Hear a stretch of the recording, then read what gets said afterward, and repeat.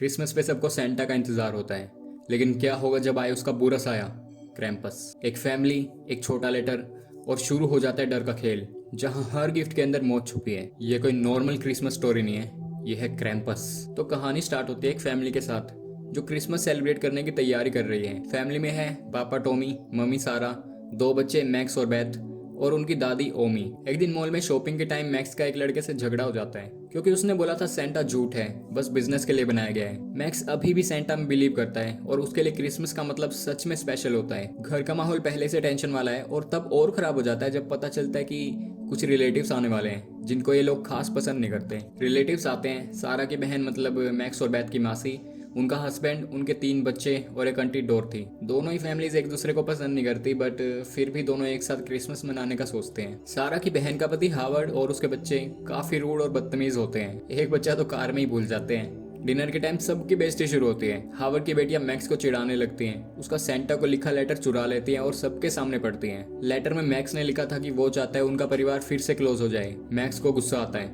वो चिल्लाता है कि वो सबसे नफरत करता है और लेटर फाड़ के बाहर फेंक देता है। और वहीं से शुरू होती है असली हॉरर स्टोरी। नेक्स्ट मॉर्निंग पूरा पावर चला जाता है, बाहर स्नोफॉल और स्टॉर्म चल रहा होता है। एक अजीब सा गिफ्ट बैग आता है जिसमें गिफ्ट्स होते हैं, पर किसी ने ऑर्डर नहीं किए थे। बेथ अपने बॉयफ्रेंड से मिलने के लिए स्टॉर्म में चली जाती है और पेरेंट्स उसे अकेले ही जाने देते हैं। इतनी ठंड होती है कि कुछ ही मिनट में फ्रोस्ट बाइट हो सकता है। घर में सिर्फ दादी ही और चॉकलेट बना रही होती है। बेथ जब बॉयफ्रेंड के घर जा रही होती है तब सड़क बिल्कुल सुनसान होती है। फिर एकदम से रात हो जाती है और पूरा एरिया आइस से जम जाता है। तब पहली बार हम देखते हैं क्रैम्पस को। बेथ भागती है और एक कार के नीचे छुप जाती है, बट उसे फिर भी उठा लिया जाता है। घर पे सबको अब तक बेथ की कोई टेंशन नहीं होती जब तक मैक्स याद नहीं दिलाता कि बेथ अभी तक वापस नहीं आई। पापा टॉमी और हावर्ड उसे ढूंढने जाते हैं। रास्ते में एक स्नो ट्रक मिलता है, बट वो भी टूटा होता है। फिर उन्हें बेथ के बॉयफ्रेंड का घर मिलता है, पूरा बर्बाद। बेथ की चीख सुन के वो दोनों भागते हैं और तभी उन्हें कोई स्नो के नीचे से अटैक करता है। हावर्ड को काट लेता है, लेकिन टॉमी उसे रिवॉल्वर की मदद से बचा लेता है। वो घर लौट आते हैं और पहले बच्चों से झूठ बोलते हैं, फिर सब सच बता देते हैं। पर फिर भी कोई बेथ को ढूंढने नहीं जाता। सब सोचते हैं जो होगा देखा जाएगा। रात को एक बच्चा एक जिंजर ब्रेड मैन के जाल में आ जाता है और उसे ले जाया जाता है। उसे बचाने की कोशिश फेल हो जाती है।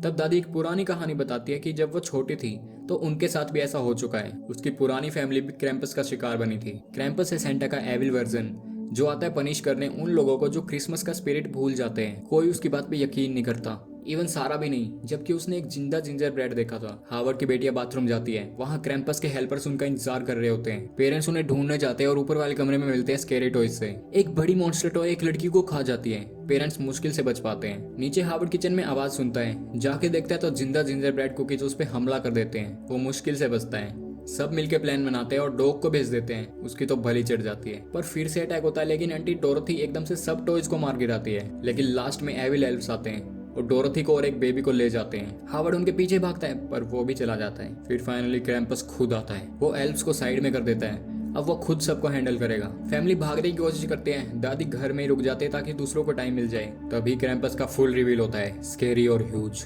वो दादी को पहले तो छोड़ देता था, पर इस बार नहीं।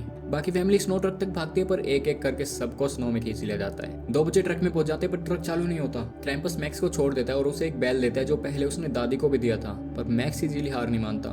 वो क्रैम्पस के पास जाता है और कहता है, मेरी फैमिली को छोड़ दो, मुझे ले लो, गलती मेरी है। लेकिन क्रैम्पस सेंटा नहीं है, उसे फर्क नहीं पड़ता। वो मैक्स और उसकी बहन दोनों को एक जलते गड्ढे में डाल देता है। एकदम से मैक्स की आँख खुलती है। सुबह है, क्रिसमस है, सब जिंदा है, खुश हैं, गिफ्ट्स अनरैप कर रहे हैं। लगता है सब एक बुरा सपना था। लेकिन मैक्स जब गिफ्ट ओपन करता है तो उसमें होता है क्रैम्पस का बैल और सबके चेहरे बदल जाते हैं। सबको याद आ जाता है कि क्या हुआ था। कैमरा जूम आउट होता है और दिखता है कि उनका घर एक स्नो ग्लोब में बंद है और क्रैम्पस के कलेक्शन में रखा गया है जहां और भी स्नो ग्लोब्स पड़े हैं। तो ये थी क्रैम्पस मूवी की फुल स्टोरी। कमेंट में बताओ कि आपने ये मूवी देखी हुई है और आपको कैसी लगी। मुझे तो कंसेप्ट काफी मस्त लगा, लेकिन एग्जीक्यूशन थोड़ा एवरेज था। और हाँ, सब्सक्राइब करना मत भूलना। मिलते हैं नेक्स्ट वीडियो में एक और क्रेजी कहानी के साथ।